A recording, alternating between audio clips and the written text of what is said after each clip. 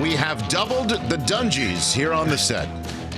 Double the Dungys right here. The authors, Tony, and now Lauren Dungy here on the program. Good to see you, Lauren. Thank you. It's great to be here. Good to have you back, actually. Wonderful. I should say. You were here last year talking about a couple of your children's books. Now, We Chose You is the newest book for you to put in front of all the parents and all the kids, and certainly all the adoptive parents and adopted children. This is about adoption, family, and forever love. Why did you choose this subject? I know the answer, but I figured I'll just throw it out to you right away, Lauren.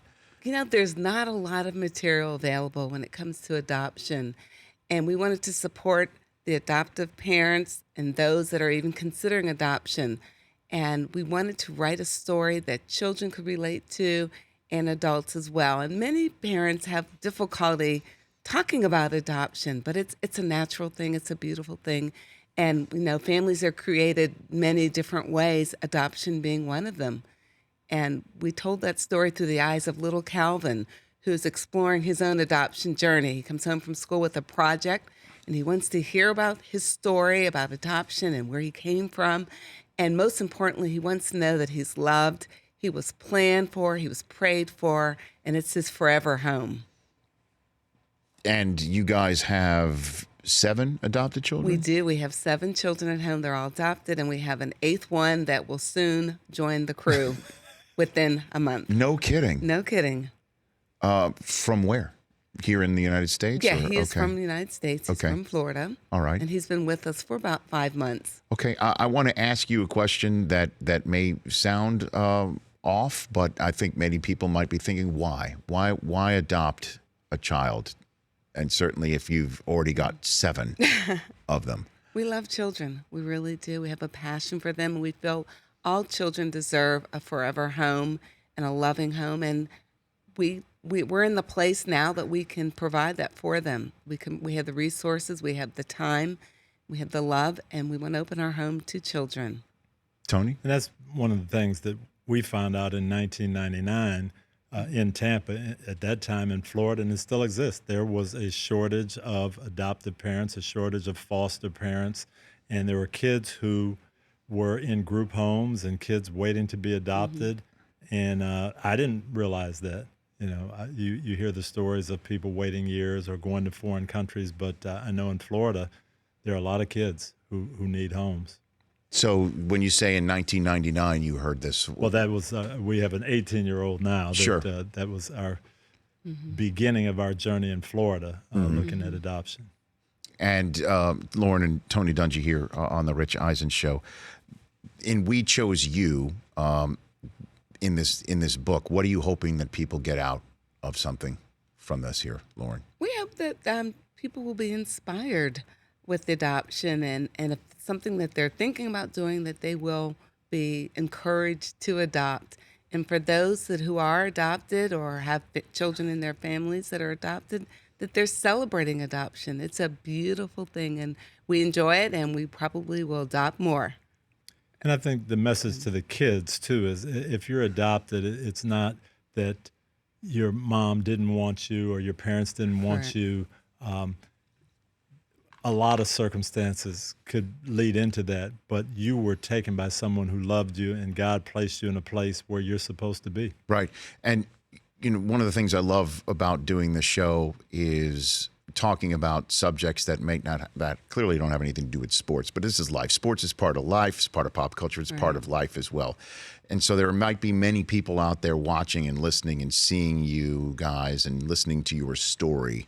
Do you have any suggestions on how to handle informing a child that he or she has been adopted? You need to start at an early age. I know a lot of people think there's a magic age when they're maybe a teenager or something, but it's important to tell. It should be just a natural thing when you're reading stories, you're having conversations, and mention it to the child, and it just becomes a very natural thing, and they don't feel that there's something secretive about adoption. It's just one of God's ways of putting families together. Yeah. Is that part of We Chose You? It is. That is one of the messages in the story. Would this be a book in which it would be helpful that if the information has just been told, to follow up with a book like this? Absolutely. And we Yeah. really would like to see more stories out there about adoption with children. Oftentimes there are stories and they use animals. We all love animals, Sure. but I think children relate to those that they see that look like them. Do you have thoughts on the subject, Tony? Yeah, no, very much so. That Calvin is trying to figure out his story, and it's different from his classmates, but he gets reassured by his parents that, no, this is how God planned to bring you into our family.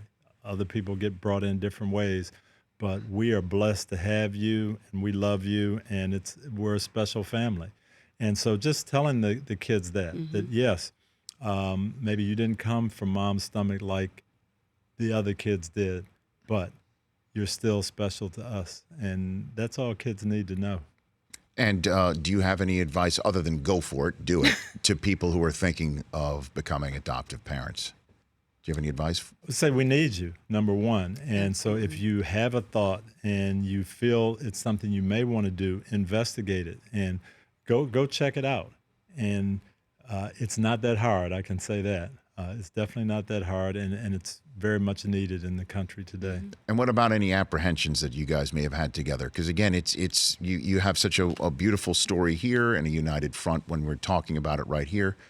Did you guys have any questions about it back in 1999 when you talked about it with each I don't think we other? really had any questions. You know, you want to make sure that the child is loved and feels special, but it's just like having your own biological children.